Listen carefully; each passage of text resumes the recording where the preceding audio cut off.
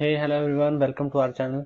सो भाई आज हम बहुत ही ज़बरदस्त चीज़ करने वाले हैं। मतलब आज हम की नोट्स की जो सीरीज़ है उसको स्टार्ट करने वाले हैं। इसके अंदर सबसे पहले हम करेंगे आज जो चैप्टर है हमारा सॉलिड स्टेट। ठीक है, तो इसके अंदर जो हम की नोट्स हैं, मतलब जैसे मैं हर बार बोलता हूँ कि अगर किसी भी चैप्टर को करना है, किसी भी चैप्टर को करने का सबसे बेस्ट तरीका है वो क्या है, उस चैप्टर को की नोट्स बनाओ। ठीक है, कई जगह इसको की नोट्स बोलते हैं, कई जगह इसको शॉर्ट नोट्स बोलते हैं, कंपाइल नोट्स बोलते हैं। ठीक है, तो जो भी आपको सही लगे वही बोलो, पर मैं इसको क्या बोलता हूँ, की नोट्स बोलता हूँ। ठीक है, अच्छा देखो, अभी मैंने सॉलिड स्टेट के की नोट्स बनाए हैं। ये मैंने काफ़ी टाइम पहले बनाए थे, अब इसको मैंने अपडेट किया है, कुछ नए इसके अंदर एग्जांपल्स वगैरह इसके अंदर ऐड किए हैं जो आए हुए हैं क्वेश्चन। क्लियर? तो अभी सॉलिड स्टेट के की नोट्स हैं। सबसे पहली बात तो मैं ये बता दूं आपको कि जिस बच्चे ने चैप्टर ऑलरेडी किया हुआ या एटलीस्ट एक बार भी उसने रीड आउट किया हुआ है, समझा हुआ है, तो उसी बच्चे के लिए ये हेल्पफुल है। जिस बच्चे ने बिल्कुल भी नहीं पढ़ा हुआ तो उसको तो बिल्कुल भी समझ नहीं आने वाला भाई ये। ठीक है, क्योंकि ये की नोट्स हैं, चैप्टर के बाद में हम करते हैं, तो उसको वीडियो देखने का कोई भी बिल्कुल फायदा नहीं है, क्योंकि इसमें हम लिखा तो है भी वन शॉट वीडियो, पूरा का पूरा जो सॉलिड स्टेट है वो एक ही वीडियो के अंदर। बट इसके अंदर जो है वो पहले आपको आना चाहिए, क्योंकि ये हमारे शॉर्ट नोट्स हैं जिसमें एग्जाम में जो क्वेश्चन आएंगे इसमें से डायरेक्ट क्वेश्चन आएंगे वो। ओके, चलो कोई भी पॉइंट मैंने छोड़ा नहीं है। अच्छा दूसरी बात, जो ये की नोट्स मैंने बनाए हैं ये जेई एडवांस के पॉइंट ऑफ व्यू से बनाए हैं। अब ये नहीं है कि नीट वालों के लिए नहीं है, नीट वालों के लिए भी है ये। उसमें से मैं कुछ टॉपिक आपको मार्क करूंगा कि हाँ ये नीट वालों को नहीं करने, तो मतलब उनको हाथ भी मत लगाना, भी उनको करना भी नहीं है आपने आज। ठीक है, तो एडवांस के पॉइंट ऑफ व्यू से ये सारा का सारा ही है इंपॉर्टेंट जेई के पॉइंट ऑफ व्यू से। ओके, चलो अभी स्टार्ट करते हैं। देखो जो हमारा चैप्टर है सॉलिड स्टेट, सबसे पहले हमें पता है भी, सबसे पहली ही बात हम ये पढ़ते हैं कि जो हमारे सॉलिड होते हैं वो दो टाइप के होते हैं।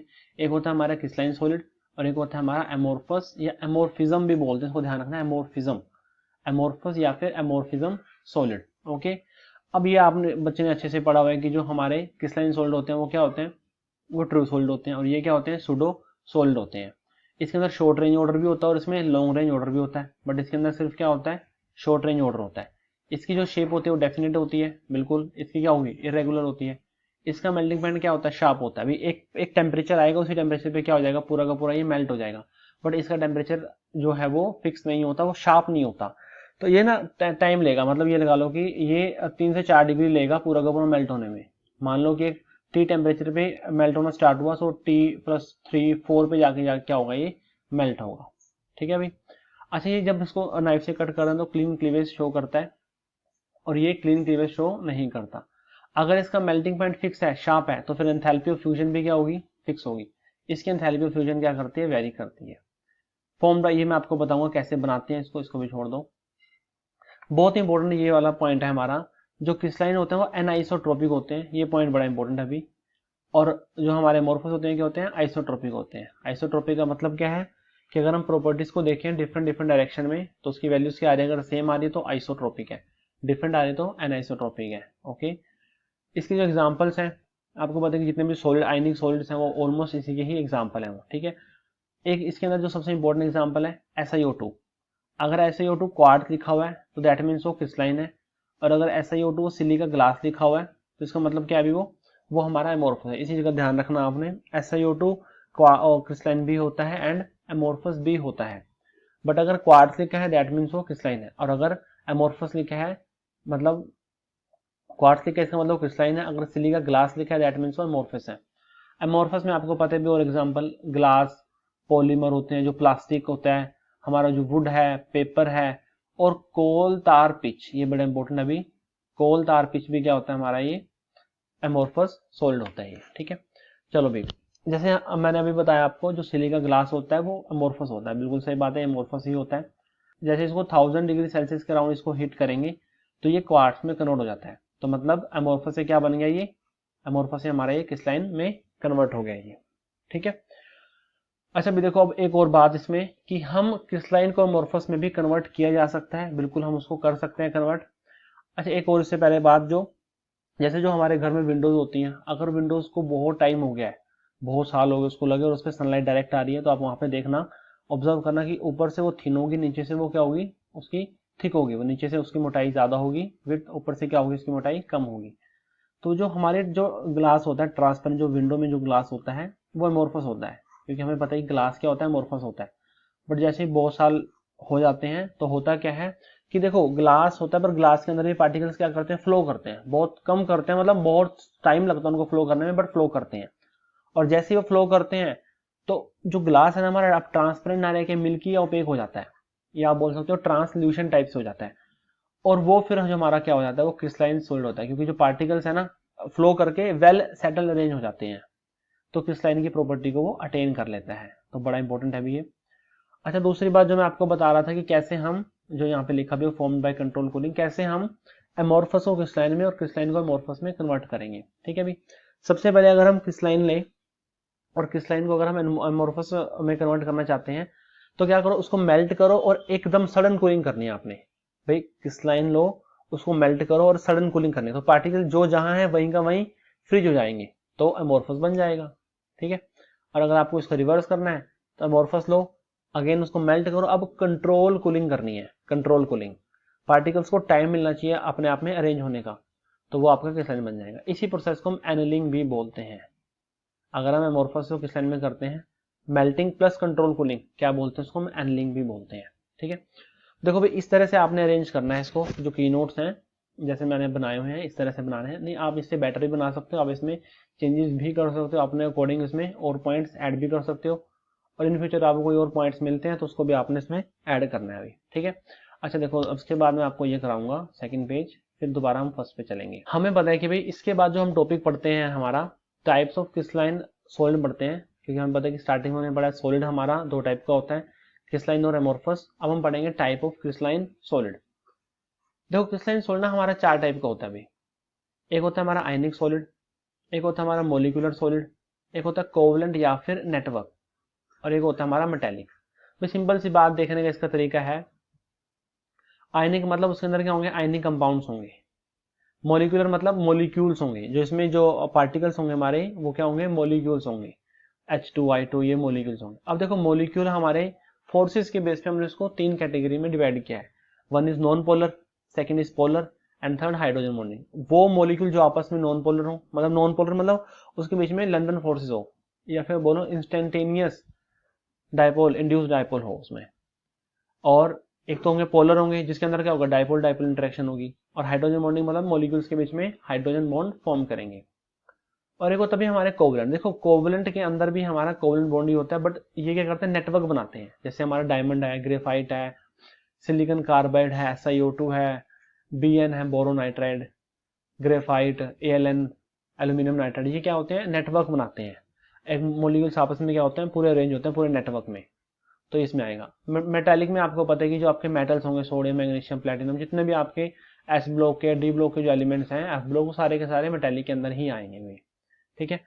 अच्छा, सेकंड पॉइंट भी हमें पता है कि आयनिक बॉन्ड के अंदर क्या होता है, इलेक्ट्रोस्टैटिक फोर्स ऑफ अट्रैक्शन होती है बहुत से, तो वहां पे बॉन्ड कौन सा बनता है, आयनिक बॉन्ड बनता है। अब देखो, वैसे जो हमारा मॉलिक्यूल है वो तो आपस में कोवलेंट ही बनाएगा, बट मॉलिक्यूल के मॉलिक्यूल में क्या होगी, लंदन फोर्सेज होगी, या फिर इसको बोलते हैं instantaneous dipole, induce dipole. Polar में डायपोल डायपोल होगी, और इसके अंदर क्या होगी, हाइड्रोजन बॉन्डिंग होगी। कोवलेंट में क्या होगा, इसमें कोवलेंट बॉन्ड होगा, और इसके अंदर मेटालिक बॉन्ड होगा भाई। ठीक है, मेटल है तो मेटालिक बॉन्ड ही बनाएंगे ऑब्वियसली। अच्छा, ये जो हमें पता है कि जो आयनिक सोल्ड है, इनमें जो कंडक्टिविटी कंडक्ट होती है आयंस की वजह से होती है, और ये सिर्फ मोल्टन में और एक्वस में ही क्या करते हैं, इलेक्ट्रिसिटी को कंडक्ट करते हैं। मॉलिक्यूलर इंसुलेटर होते हैं, ये भी जनरली इंसुलेटर ही होते हैं, बट जैसे ग्रेफाइट इलेक्ट्रिसिटी को कंडक्ट करता है, जनरली इंसुलेटर होंगे, पर ग्रेफाइट जो इसके अंदर है वो कंडक्ट करता है। मेटालिक कंडक्ट करते हैं, जैसे आपकी आयरन की रोड है, कंडक्ट करती है। अभी कैसे करती है, उसमें इलेक्ट्रॉन्स की वजह से करती है। ठीक है, दो ही तरह से इलेक्ट्रिसिटी कंडक्ट होती है, आइदर ड्यू टू आयंस और ड्यू टू इलेक्ट्रॉन। आयनिक सॉलिड हार्ड होते हैं भैया हमारे, क्योंकि आपको पता है इलेक्ट्रोस्टैटिक फोर्स ऑफ अट्रैक्शन ज्यादा होते हैं तो हार्ड होंगे। ये सॉफ्ट होंगे, इंसुलेटर है, ये भी हार्ड होते हैं भाई। और ये भी जनरली हार्ड है, अगेन जनरली बोल रहा हूँ मैं, क्योंकि आपको पता है सोडियम का, पोटेशियम का बना रहे हो तो वो सॉफ्ट है, वो ज्यादा हार्ड नहीं है। बाकी अगर आप गोल्ड, सिल्वर, प्लेटिनम इनके बना रहे हो तो वो क्या मिलेंगे आपको, हार्ड मिलेंगे भाई। अच्छा, अगर ये हार्ड है तो मेल्टिंग पॉइंट, बॉइलिंग पॉइंट ज्यादा होगा। इनका melting point, boiling point generally लो होता है, बट अगर आप इन तीनों को ही ऑर्डर में अरेंज करना चाहो तो ऑब्वियसली हाइड्रोजन बॉन्डिंग स्ट्रॉन्ग है, तो फोर्सेज ज्यादा स्ट्रॉन्ग होंगी, and again melting point, boiling point भी ज्यादा होगा देन पोलर और लास्ट नॉन पोलर। ठीक है। और कोवलेंट के अंदर क्या होगा भाई, इनका मेल्टिंग पॉइंट, बॉइलिंग पॉइंट भी ज्यादा होता है। आप डायमंड को करके देखो, अराउंड 3000 से भी ज्यादा होता है इसका, 3000 डिग्री सेल्सियस से भी ज्यादा इसका मेल्टिंग पॉइंट होता है। इनका भी मेटालिक का भी मेल्टिंग पॉइंट डिपेंड करता है वैसे मेटल टू मेटल, बट ठीक है, जनरली इसको हम ज्यादा मानेंगे, पर हाँ हर केस के लिए ज्यादा होगा ऐसा कोई जरूरी नहीं है। अच्छा, इनकी शाइनिंग सरफेस होती है, मालिएबल और डक्टाइल प्रॉपर्टी को भी क्या करते हैं, शो करते हैं। ये मेटल्स के अंदर हमने पढ़ा हुआ है, ठीक है। तो ये बेसिक इस तरह से आपने करना है, जैसे मैंने फ्लो चार्ट सब बनाया और इसी के अंदर सारे पॉइंट्स लिख दिए। सिंगल एक पेज में आपके 4 से 5 पेज का काम इसमें आ चुका है। तो इस तरह से ही करना है आपने, ठीक है। तो इससे जो हमारी जाएगी है, अच्छा देखो भाई, हमने बेसिक तो पढ़ लिया कि सॉलिड क्या होता है एंड जो हमारा सॉलिड कितने टाइप है, और जो क्रिस्टलाइन सॉलिड है उसके फर्दर कितने टाइप है वो भी हमने कर लिए, ठीक है। अब हमें पता है कि हम यहाँ पे क्या बनाते हैं, हमारा जो क्यूब है, क्यूबिक स्ट्रक्चर होते हैं, लैटिस बनाते हैं, क्रिस्टल लैटिस। अब हमें क्रिस्टल लैटिस को स्टडी करना है, ठीक है। मैं थोड़ा फास्ट इसलिए बोल रहा हूँ क्योंकि आपको बस एक तरह से मैं ये डिक्टेट कर रहा हूँ। अगर मैं चाहता हूँ व्हाइट बोर्ड पर लिख भी सकता था, बट अगेन उसमें बहुत ज़्यादा टाइम कंज्यूमिंग है, सिंगल वीडियो में वो आएगा ही नहीं, ठीक है। तो इसलिए आपको नोट्स मिल जाएंगे। नोट्स के लिए आपको जो लिंक मिलेगा टेलीग्राम चैनल का, वहाँ पे जाना, वहाँ पे आपको इसके नोट्स मिल जाएंगे वहाँ पे, ठीक है। ये सेम ही आपको पीडीएफ वहाँ पे मिल जाएगी, अलग से स्क्रीनशॉट लेने की उसकी कोई जरूरत नहीं है, आपको अलग से वहाँ पे पीडीएफ मिल जाएगी वहाँ पे, ठीक है। और दूसरी बात भी, अगर सही लग रही हो तो सब्सक्राइब कर देना और दोस्तों को भी शेयर कर देना भी, ठीक है। चलो फिर अब देखो यहाँ पे, अच्छा क्यूब की थोड़ी प्रॉपर्टी पता ही है आपको बेसिक, अगर आपने चैप्टर अच्छे से किया हुआ है तो। कॉर्नर कितने होते हैं, 8 होते हैं। फेस 6 होते हैं। बॉडी सेंटर 1 होता है सिर्फ। एज सेंटर 12 होते हैं। एज लेंथ मान लो लेट कर लिया, अगर हमने ए है तो फेस डायगोनल कितना होगा, √2a। बॉडी डायगोनल कितना होगा, √3a होगा। नंबर ऑफ फेस डायगोनल कितने होंगे भाई, देखो हमें पता है कि हर एक फेस पे 2 डायगोनल होते हैं। कितने फेस है, 6, तो 6 × 2 12 है। और बॉडी डायगोनल कितने होते हैं, ये 4 होते हैं। अगर हम ऑर्डर की बात करें तो आपको पता है कि एज लेंथ सबसे छोटी होती है, देन आपका फेस डायगोनल आता है, और उससे बाद आपका मतलब सबसे जो बड़ी लेंथ होती है ना हमारे क्यूब में, वो बॉडी डायगोनल होता है वो, तो उसकी √3 है। अगर आपको इसको ए लेट किया तो √2 है और ये √3 है, ठीक है। कंट्रीब्यूशन आपको पता है कि भी कॉर्नर है, कॉर्नर कंट्रीब्यूशन कितना होता है, 1/8। मतलब अगर कॉर्नर पे कोई एटम है तो उसको 8 क्यूब क्या करेंगे, शेयर करेंगे। तो सिंगल क्यूब में कितना आया, 1/8 आया, 1/8। फेस सेंटर का हाफ होता है, बॉडी सेंटर का एग्जैक्टली 1 होता है, और एज सेंटर पे अगर कोई है तो वो 1/4 होता है, ठीक है। तो बेसिक है बिल्कुल क्यूब के बारे में। चलो नेक्स्ट पेज पे चलते हैं, ये है हमारा नेक्स्ट पेज। अब देखो भाई, जो ये पेज है आप इसमें देखना, मैंने इसके अंदर पूरा कंपाइल कर दिया है। मतलब आपका इसके अंदर रिलेशन भी आ गया, आपका जेड भी आ गया, कोऑर्डिनेशन नंबर भी आ गया, पैकिंग फ्रैक्शन तक आ गया। ये पूरी की पूरी जो टेबल है ना आपकी कॉपी की में कम से कम ये 20 पेजेस में होगी, इसमें होगी पूरी 20 पेजेस में होगी मिनिमम। उसका सिंगल एक पेज में हमने इसको कन्वर्ट कर दिया है। तो बहुत ही ज़्यादा इंपॉर्टेंट टेबल है ये, और बहुत ज़्यादा, मतलब ये लगा लो कि इस टेबल में जो कुछ कंसेप्ट लिखे हुए हैं ना, इवन वो तो आपकी कॉपी में भी नहीं मिलने वाले भाई। आपकी कॉपी के अंदर भी जो कंसेप्ट होंगे वो कम ही होंगे, और इवन इसके अंदर कंसेप्ट ज़्यादा होंगे, ठीक है। चलो इस टेबल में आपको मैं पहले थोड़ा सा बता देता हूँ कि यहाँ पे हमारे लैटिस हैं, आपको दिख रहे हैं, SCC, BCC, FCC, NCC, HCC, DCC और HCP। हेक्सागोनल डायमंड है ये, HCC, NCC, and centre cubic, face centre cubic, body centre cubic, simple cubic crystal, okay. अच्छा एक और बात, ये क्वेश्चन बड़ा इंपॉर्टेंट है, जो एच सेंटर होता है ना हमारा, ये भाई रियल नहीं होता, ये हाइपोथेटिकल होता है। तो ये बात नोट कर लेना, स्पेलिंग देख लेना यार, हाइपोथेटिकल होता है ये, ठीक है। चलो भाई, अच्छा सबसे इसके अंदर सेकंड जो बात हमें, इसके अंदर relation between D A and R. अब डी ए और आर क्या होता है, देखो ये मैंने नीचे लिखा हुआ है, ए होता है एच लेंथ। जो क्यूब है ना हमारा, क्यूब की जो हमारी लेंथ होगी, जो भी हमारा क्यूब है, क्यूब क्यूब की हमें पता है कि तीनों साइड्स क्या होते हैं, सेम होती हैं। तो इसकी जो एज लेंथ होगी, कोई एक साइड मान लो, वो क्या होगी हमारी, वो ए है वो हमारा, ठीक है। उसको हम एज लेंथ ही बोलते हैं, सेल कॉन्स्टेंट ही बोलते हैं भाई। ये देखना कहीं एक बार क्वेश्चन है उसमें सेल कॉन्स्टेंट लिखा होता है। लेटिस कॉन्स्टेंट बोल दो, लेटिस पैरामीटर बोल दो, बात क्या, बात सारी सेम ही है। आर हमें पता है कि यार कोई भी हमारा, अगर जो भी मान लो कि यहाँ पे कोई है, अब यहाँ पे कोई एटम भी हो सकता है, न्यूट्रल मतलब आयन भी हो सकता है, और कहाँ पे कोई मॉलिक्यूल भी हो सकता है। तो रेडियस है उस एटम की, आयन की, या फिर मॉलिक्यूल की। अब बच्चे बड़े कंफ्यूज होते हैं कि सर डी क्या है यहाँ पे। देखो भी जो डी है ना, D nearest atom to atom distance है। मैं ये समझ लो कि आपका घर और आपके पड़ोसी का घर का जो डिस्टेंस है ना, वो डी है। मतलब जो आपका सबसे नियरेस्ट घर होगा, सबसे क्या होगा, जो नियरेस्ट घर होगा वही क्या होगा, वो डी कहलाएगा, ठीक है। जैसे अगर मैं आपको एक सिंपल एग्जांपल से बता दूं कि अगर मैं, चलो इसी के अंदर मैं एक एटम में यहाँ लगा रहा हूँ, यहाँ लगा देता हूँ, चलो मैं फेस सेंटर ले रहा हूँ, फेस सेंटर। फेस सेंटर हमें पता है कि कहाँ पे आएंगे, कॉर्नर्स पे और फेस पे आएंगे। अच्छा देखो एजलन कितनी है इसमें, एजलन इसमें ए है। अब मेरे को ये बताना है कि एक एटम के सबसे पास वाला एटम का डिस्टेंस कितना है। तो हमें पता है कि ये हमारा बॉडी डायगोनल है, और बॉडी डायगोनल कितना होता है, √2a होता है। और यहां से लेके यहां तक का जो डिस्टेंस है, यहां से लेके यहां तक, मतलब इसका हाफ डिस्टेंस, इतना डिस्टेंस, ये क्या होगा मेरा, √2a/2।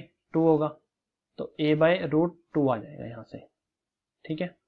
तो इसका मतलब ये a से कम हुआ ना, तो फिर s जो हमारा FCC है ना, FCC के अंदर जो d होगा वो d क्या होगा, a बाय रूट 2 होगा।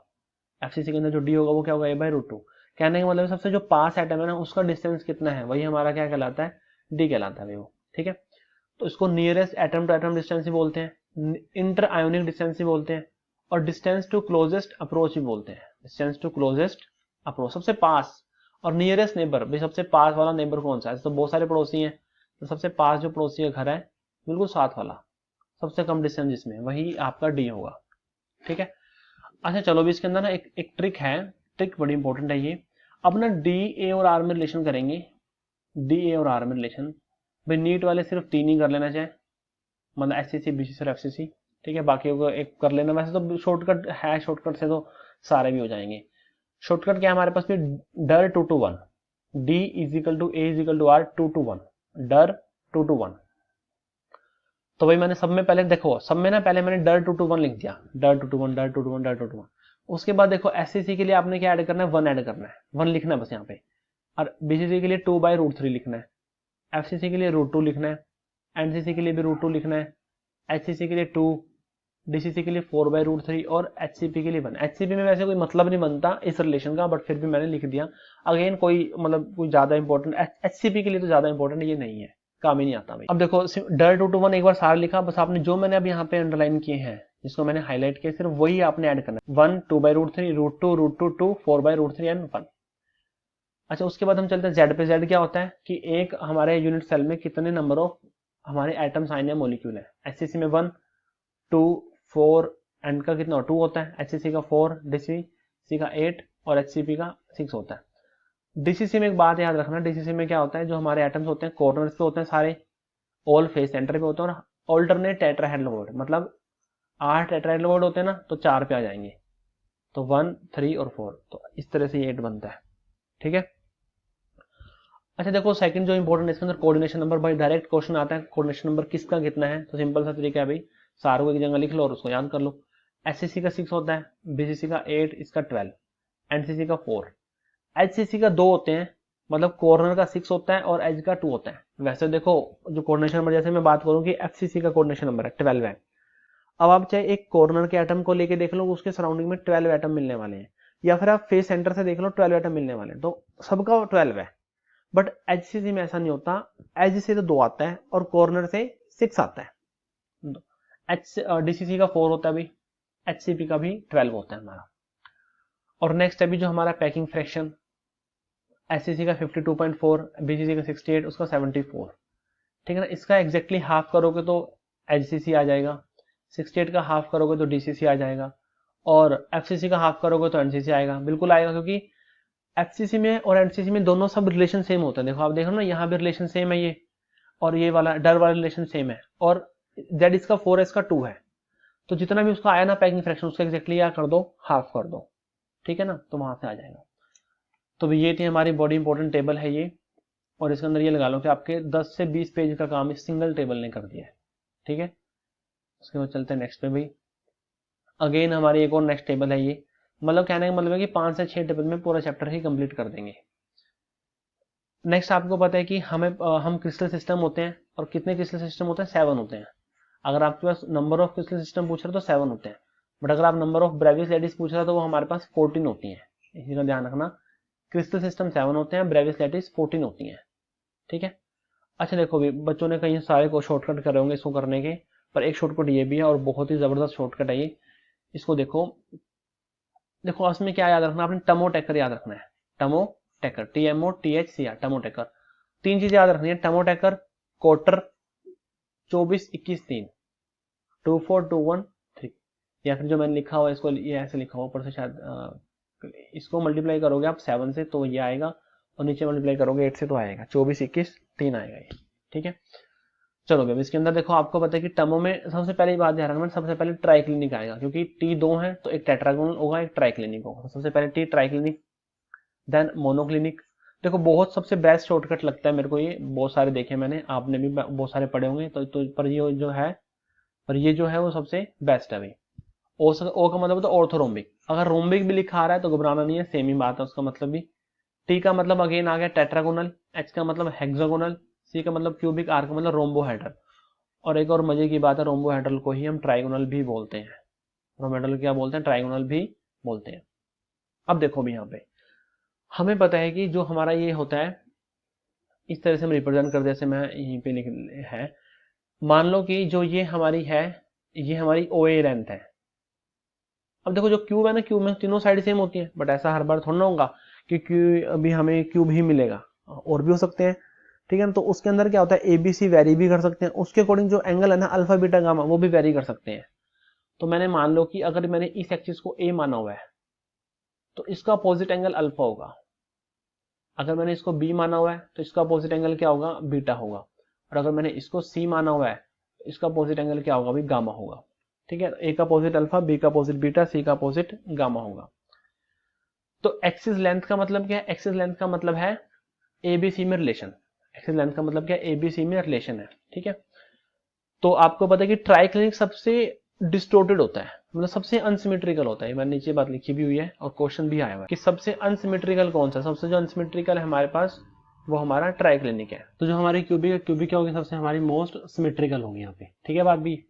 अच्छा देखो, जो मेन हमारा जो है एक्सिस की जो हमारी लेंथ है, एक्सियल लेंथ, जिसको हम एबीसी से रिप्रेजेंट करते हैं, क्यूब के अंदर क्या होंगी? तीनों इक्वल होती है। क्यूब में क्या होती है? A is equal to B is equal to C equal होती है।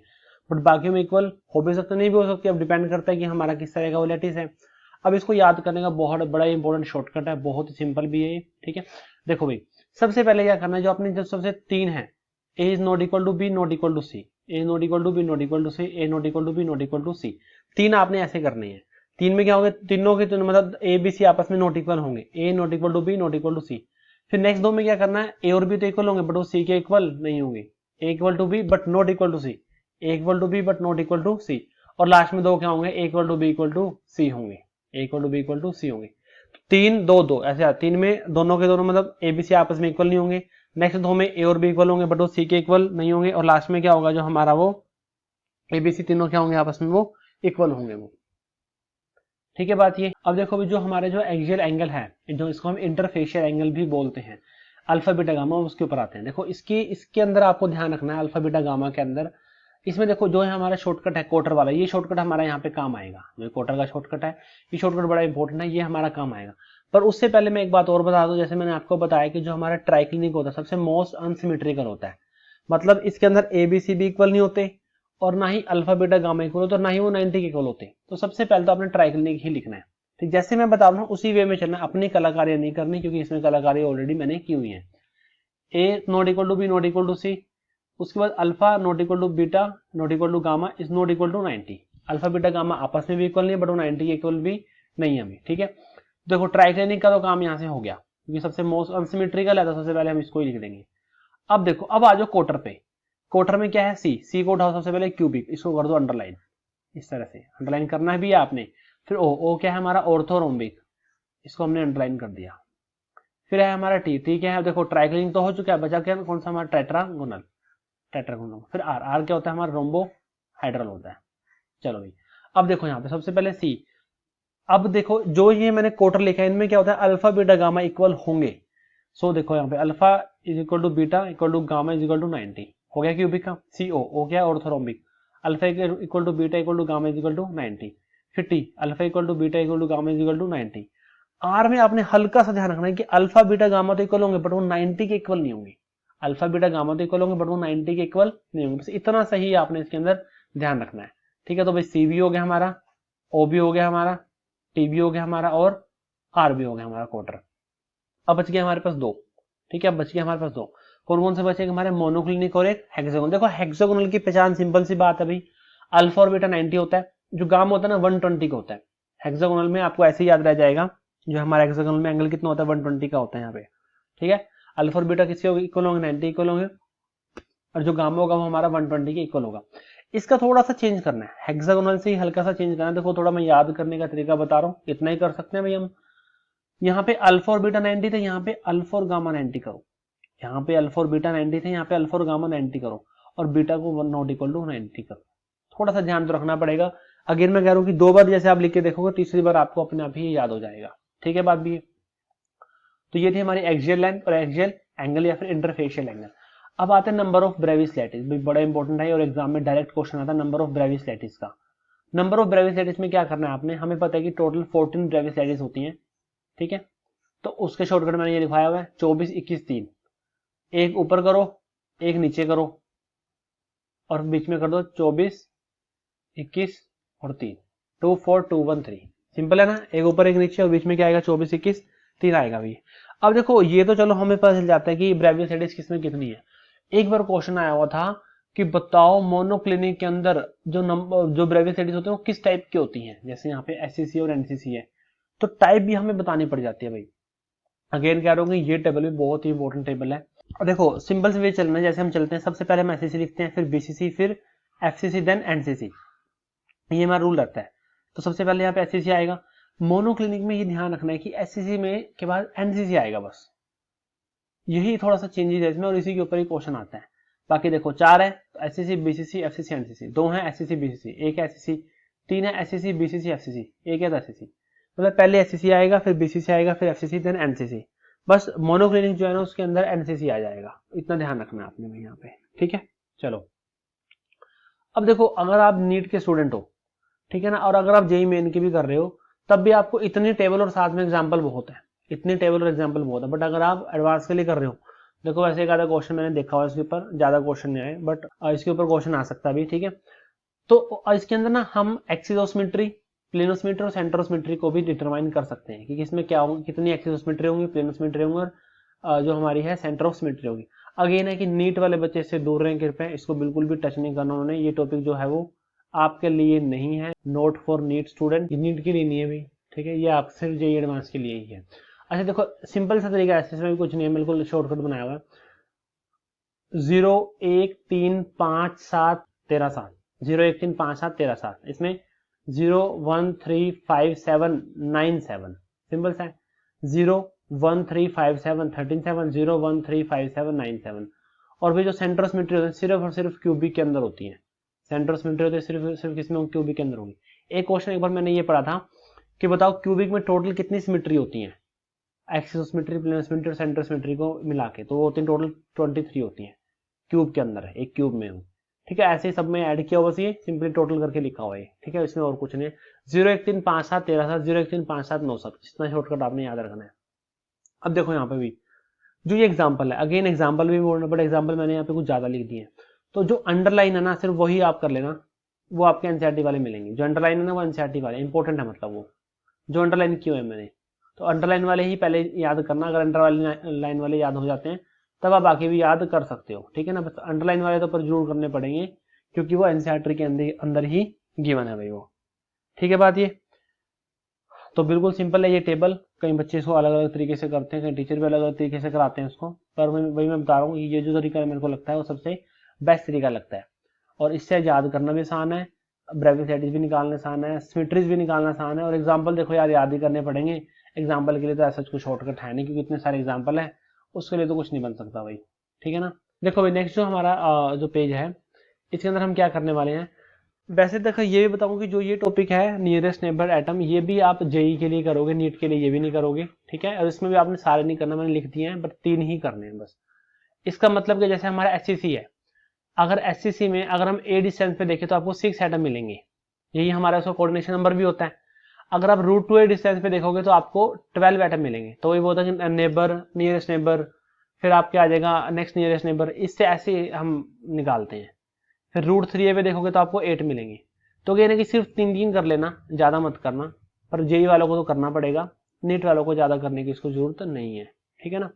अगेन ये नहीं कह रहा कि नीट में नहीं है, नीट के लिए है ये, बट अगेन इसके ऊपर इतना ज्यादा नहीं आएगा, ठीक है ना। बस अगर 3 करने तो आप 3 कर सकते हो, 3 तो मैं कह रहा हूँ कि आपको भी करने चाहिए नीट वालों के, बट आगे वाले 2 मत करना ज्यादा, ठीक है। तो भाई ए डिस्टेंस पे कितने एटम है, 6 एटम है। रूट टू ए डिस्टेंस पे कितने हैं, 12 है। रूट 3 पे कितने आएंगे, वो 8। ऐसे बीसीसी में है और ऐसे एससीसी में है, ठीक है ना।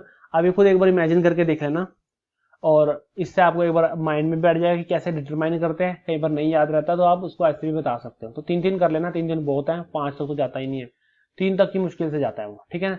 नेबर, नियरेस्ट नेबर, फिर उसके बाद आ जाएगा आपका नेक्स्ट नियरेस्ट नेबर, इस तरह से पूछता है वो, ठीक है। चलो जो फर्स्ट होता है ना वही हमारा कोऑर्डिनेशन नंबर डिटरमाइन करता है, जैसे एससीसी कोऑर्डिनेशन नंबर 6 है, बीसी कोऑर्डिनेशन नंबर 8 है, FCC कोऑर्डिनेशन नंबर कितना है 12 है, तो वही क्या होगा हमारा कोऑर्डिनेशन नंबर को वो डिसाइड करेगा वो। ठीक है, चलो अभी नेक्स्ट देखो, बहुत ही ज्यादा इंपॉर्टेंट टॉपिक है डेंसिटी ऑफ क्रिस्टल लैटिस। कि जो हमारा क्रिस्टल लैटिस है उसकी हम डेंसिटी को भी डिटरमाइन कर सकते हैं। यूनिट सेल की डेंसिटी निकालनी है तो ऊपर क्या करेंगे मास ऑफ यूनिट सेल, नीचे क्या करेंगे volume of unit cell. Simple सा शॉर्टकट बता रहा हूं, एक ही शॉर्टकट में काम हो जाएगा। ये शॉर्टकट याद रख लो, जमुना जमुना शॉर्टकट याद रख लो। Z और M ऊपर आएंगे, Z इंटू एम, और नीचे क्या आएगा Na इंटू ए क्यूब आएगा। Z इंटू एम ऊपर आएंगे, नीचे क्या आएगा Na इंटू ए क्यूब आएगा। बहुत ही इंपॉर्टेंट शॉर्टकट है ये। ठीक है भाई, बिल्कुल सिंपल सा है डेंसिटी निकालने का। Z into M upon Na into A cube. Z क्या होता है, हमें पता है कि Z होता है number of particle in unit cell. जैसे SCC के लिए 1 होता है, BC के लिए 2 होता है, FCC के लिए आपका जो है वो 4 होता है। ठीक है, और जो हमारा M क्या होता है, M हमारा मोलर मास होता है। अब ये ध्यान रखना कि जैसे हम किसी का भी मास पुट करेंगे तो वो मतलब पर मोल का पुट करेंगे, ग्राम पर मोल। और एन एवोगाड्रो नंबर आपको पता है 6.02 10⁻23। अब देखो कैलकुलेशन, कहीं बच्चे इसको ना कैलकुलेशन बड़ी बना देते हैं बहुत ज्यादा। पहली बात तो 6.02 यूज नहीं करना, सिर्फ 6 ही यूज करना है, और इसकी थोड़ी कैलकुलेशन बड़ी भी जाती है, बट आपने इसको थोड़ा सा इसको शॉर्ट तरीके में कैलकुलेशन करनी है। ठीक है, कई बच्चे देखो कैलकुलेशन का तरीका हल्का सा बता देता हूँ। कई बच्चे क्या करते हैं ना, पॉइंट्स को हटा के इसको ऊपर नीचे 0 लगा देते हैं। तो पॉइंट्स को नहीं हटाना भी, आप जितने पॉइंट्स को मल्टीप्लाई करोगे हर बार उसको राउंड ऑफ करते चलो। आपने एक मल्टीप्लिकेशन की राउंड ऑफ किया, मल्टीप्लिकेशन की राउंड ऑफ किया, मल्टीप्लिकेशन की राउंड ऑफ किया, उससे आपकी कैलकुलेशन इजी बन जाएगी। तो इसकी जो यूनिट आएगी, यूनिट क्या आएगी ग्राम पर सेंटीमीटर क्यूब, क्योंकि जो आपने एज लेंथ को पुट किया वो सेंटीमीटर में पुट किया है, तो उसको ग्राम पर सेंटीमीटर क्यूब बोलो, या फिर आपको पता है कि सेंटीमीटर को क्या बोलते हैं ml, तो ग्राम पर ml क्या होगी इसकी यूनिट होगी, या फिर ग्राम पर cc क्यूबिक सेंटीमीटर, एक ही बात है सारी। अच्छा, एक बार मैंने क्वेश्चन देखा था, अगर आपको ये कहे कि आपको जो निकालना है डेंसिटी निकालनी है AMU में निकालनी है, अगर आपको डेंसिटी AMU में निकालनी है मतलब ऊपर ग्राम की जगह AMU आएगा, तो भाई आपको एक सिंपल सी चीज बताता हूँ, Na का यूज आप नहीं करोगे। फॉर्मूले के अंदर जो Na है एवोगाड्रो नंबर, उसका आप यूज नहीं करोगे, सिंपली Z इंटू एम और ओपोन में ए क्यूब आएगा। जिस भी यूनिट में निकालना, देखो आपको अगर मास चाहिए AMU में तो मास AMU में पुट करो, सिंपल सी बात है। ग्राम पर मोल में क्यों पुट कर रहे हो, ग्राम पर मोल में पुट करें तभी तो हमें एवोगाड्रो नंबर से भी डिवाइड करना पड़ रहा है, ताकि मोल से मोल कैंसिल आउट हो जाए। ठीक है ना बात ये, तो फिर Z इंटू एम अपॉन में क्या आएगा ए क्यूब आएगा। तो यूनिट किस में आएगी फिर AMU में, और पर जो भी आप लोगे, अगर सेंटीमीटर ले तो सेंटीमीटर, डेसीमीटर लोगे डेसीमीटर, वो तो ए क्यूब पर डिपेंड करते हैं नीचे वाली यूनिट। तो दो फॉर्मूले हो गए, जमुना मेन फॉर्मूला है, मोस्ट ऑफ द केस ये यूज होगा, बट अगर आपको AMU में निकालना है तो Na का यूज नहीं करोगे। सिंपल सा तरीका है ये डेंसिटी निकालने का। ठीक है बात भी है, चलो फटाफट चलते हैं। जो हमारा नेक्स्ट टॉपिक है वॉइड का। देखो हमें पता है कि वॉइड क्या होता है, वॉइड होता है कि जो हमारे लैटिस है, लैटिस के बीच में जो स्पेस बच जाता है उसको हम क्या बोलते हैं, उसको हम वॉइड बोलते हैं। ठीक है, मान लो अगर 3 लैटिस हैं, एक लैटिस हमारा ये आया, एक ये आया और एक ये आया, तो बीच में जो ये स्पेस बच गया है इसी को क्या बोलते हैं, इसी को हम वॉइड बोलते हैं, या एम्प्टी स्पेस भी बोलते हैं इसको, या फिर इसको एम्प्टी स्पेस भी बोलते हैं। ठीक है ना, देखो जो वॉइड होते हैं हमारे, वो एक हम प्लेनर पढ़ते हैं, एक नॉन प्लेनर पढ़ते हैं। प्लेनर का मतलब है कि अगर जो एटम है हमारे जिससे वॉइड बना है वो एक ही प्लेन में हो तो प्लेनर, अगर एक प्लेन में ना हो तो वो नॉन प्लेनर। अगर एक ही प्लेन में तो उसमें जैसे हमारा एग्जांपल है ट्रायंगुलर। ट्रायंगुलर का मतलब क्या है कि 3 उससे बनेगा, जैसे ये बनाए हमारे ट्रायंगुलर वॉइड है। स्क्वायर प्लेन मतलब 4 से बनेगा, और नॉन प्लेनर में टेट्राहेड्रल होता है, ऑक्टाहेड्रल होता है और क्यूबिकल होता है। टेट्राहेड्रल में 4 आएंगे सराउंडिंग में, ऑक्टाहेड्रल में 6 आएंगे और क्यूबिकल में 8। अगर हमारे पास आर क्या हो, रेडियस ऑफ स्फीयर हो फॉर्म्ड इन वॉइड, और आर कैपिटल आर क्या हो, radius of sphere around void. इसका मतलब क्या है, मतलब ये है कि जैसे जो हमारा ये है एक वॉइड ये रहा, मतलब एक स्फीयर ये रहा, एक स्फीयर ये रहा और एक स्फीयर ये रहा। अब इसके सेंटर में एक और वॉइड आ सकता है, इसके सेंटर में क्या आएगा, एक स्फीयर आ सकता है वॉइड के अंदर। तो जो स्मॉल स्फीयर है उसकी रेडियस तो कितनी है आर है, जो बड़ा जो स्फीयर है उसकी रेडियस कितनी है, कैपिटल आर है। और हम आर बाई आर में क्या निकालेंगे, इसका रिलेशन निकालेंगे, small R upon capital R में क्या निकालेंगे, रिलेशन निकालेंगे। तो जो हमारा ट्रायंगुलर वॉइड है उसके रिलेशन क्या आता है 0.155, दोनों को डिवाइड करोगे तो जो रेशो आएगा कितना आएगा 0.155। स्केल प्लेन में कितना 0.414, टेट्राहेड्रल में 0.225, ऑक्टाहेड्रल में 0.414 और क्यूबिकल में 0.732। भाई ये रिलेशन बहुत ही ज्यादा इंपॉर्टेंट है। अगर आपको वॉइड के अंदर जो स्फीयर है अगर उसकी रेडियस निकालनी है तो बड़ा काम का रिलेशन है, और जब आप क्वेश्चंस करोगे तो देखोगे बहुत ही ज्यादा इंपॉर्टेंट भी है ये। ठीक है, तो आपने एज इट इज आपको अगर आपने क्वेश्चंस किए होंगे तो आपको पता ही होगा कितने काम की चीज है ये। ठीक है, चलो अभी वॉइड के अंदर एक चीज और बता देता हूँ, जैसे हमारा जो एफसीसी होता है, एफसीसी के अंदर जो जेड होता है, जेड हमारा 4 होता है, एफसीसी में जेड कितना, जेड हमारा 4 होता है, तो उसके अंदर 4 ही हमारे ऑक्टाहेड्रल वर्ड होते हैं, और उसका जो ट्वाइस होता है 8 क्या होते हैं हमारे टेट्राहेड्रल वर्ड होते हैं, 4 ऑक्टाहेड्रल वर्ड और 8 क्या होंगे हमारे टेट्राहेड्रल वर्ड होंगे। ऑक्टाहेड्रल वर्ड कहाँ कहाँ प्रेजेंट होते हैं, एक तो बॉडी सेंटर में होता है और सारे के सारे एज सेंटर पे होंगे, तो बॉडी सेंटर से कंट्रीब्यूशन 1 आया, एज सेंटर से कंट्रीब्यूशन 3 आया, तो टोटल कितने होंगे 4 ऑक्टाहेड्रल वर्ड होंगे। टेट्राहेड्रल वर्ड कहाँ होते हैं, ये होते हैं 1/4 of all body diagonal from corner, तो कितने बॉडी डायगोनल हमने पढ़े थे, 4 पढ़े थे, हर एक पे 2 हैं, तो टोटल कितने हो गए टेट्राहेड्रल वर्ड 8 हो गए। ठीक है, ठीक है, अगर मान लो कोई भी एक हमारा बॉडी डायगोनल गया है, मान लो कि ये जो यहाँ से लेके यहाँ तक ये हमारा बॉडी डायगोनल गया है, तो कॉर्नर से लेके 1/4 डिस्टेंस पे यहाँ पे और कॉर्नर से लेके 1/4 डिस्टेंस पे यहाँ पे क्या प्रेजेंट होगा, हमारा टेट्राहेड्रल वर्ड प्रेजेंट होगा कॉर्नर से। जैसे मान लो कि अगर पूरे की लेंथ हमने मान ली कि 100 है, तो यहाँ से लेके कॉर्नर से 25 के डिस्टेंस पे और यहाँ से भी 25 के डिस्टेंस पे क्या होगा हमारा टेट्राहेड्रल वर्ड होगा। ठीक है, जैसे पूरे की लेंथ कितने √3a है, तो टेट्राहेड्रल वर्ड कॉर्नर से कितना होगा √3a/4 डिस्टेंस पे होगा, कितने पे होगा √3a/4 डिस्टेंस पे होगा ये कॉर्नर से। ठीक है, चलो इसके अंदर एक और इंपॉर्टेंट बात, अगर हमारे नंबर ऑफ पार्टिकल सीसीपी में जितने भी हैं उतने ही क्या होंगे हमारे ऑक्टाहेड्रल वर्ड होंगे।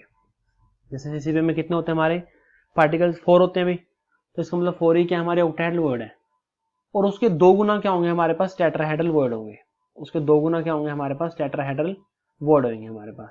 यहाँ पे 1/2 आएगा, अभी इसको चेंज कर लेना, यहाँ पे हमारा 1/2 आएगा। ठीक है ना, यहाँ पे हमारा 1/2 आएगा, क्योंकि हमें पता है कि जितने हमारे पार्टिकल होते हैं सीसीपी में उतने ही हमारे ऑक्टाहेड्रल वर्ड होते हैं, और जो टेट्राहेड्रल वर्ड है क्या होगा हाफ होगा, मतलब अगर हमें नंबर ऑफ टेट्राहेड्रल वर्ड निकालने हैं तो 2 चल जाएगा इधर। ठीक है, तो कितना हो जाएगा 8 आ जाएंगे यहाँ पे। ठीक है, तो यहाँ पे 2 है ना, गलती से लिखा हुआ, इसको 1/2 कर लो। ओके, चलो देखो इसके लिए मैंने छोटा सा शॉर्टकट भी बनाया है, ये एफसीसी और एचसीपी दोनों पे काम करता है, दोनों के ऊपर एप्लीकेबल है ये हमारा। जो शॉर्टकट हमारा लूट 112, कई बच्चों को समझ नहीं आता ये सर लूट 112 क्या है। लूट 112 है, एल का मतलब ऐसे लेटिस है, आप जेड मान लो यहाँ पे। ठीक है, अब इसको मैं यहाँ पे समझा भी देता हूँ। जैसे एफसीसी में जेड कितना होता है 4 होता है, तो यहाँ पे रेशो है ये, अगर ये 4 होगा तो ये भी 4 होगा और ये कितना होगा 8 होगा, तो आप खुद देख लो ऑक्टाहेड्रल वर्ड कितने हैं 4 है और टेट्राहेड्रल वर्ड कितने हैं 8 है। एचसीपी में जेड कितना, एचसीपी का जेड 6 होता है, तो उसमें ऑक्टाहेड्रल वर्ड कितने होंगे 6 होंगे, और 2 गुना क्या होंगे टेट्राहेड्रल वर्ड कितने होंगे हमारे पास 12 होंगे। अब देखो कई बार क्या होता है ना, हाइपोथेटिकल क्वेश्चन देते हैं, जरूरी नहीं कि हर बार जो जेड है 4 रहेगा, ऐसे रहेगा भी सीसीपी है, सीसीपी में वहां पे मान लो जेड आपको 3 दे दिया, 4 हर बार जरूरी नहीं है, क्वेश्चन में आप देखोगे अगर क्वेश्चन करोगे तो इस पे अच्छा क्वेश्चन बनता भी है। मान लो वहां पे जेड 3 आ रहा है, तो इसका मतलब है कि हमारे ऑक्टाहेड्रल वर्ड कितने होंगे 3 होंगे, और जो हमारे टेट्राहेड्रल वर्ड है वो कितने होंगे हमारे वो 6 होंगे, उसके 2 गुना होंगे।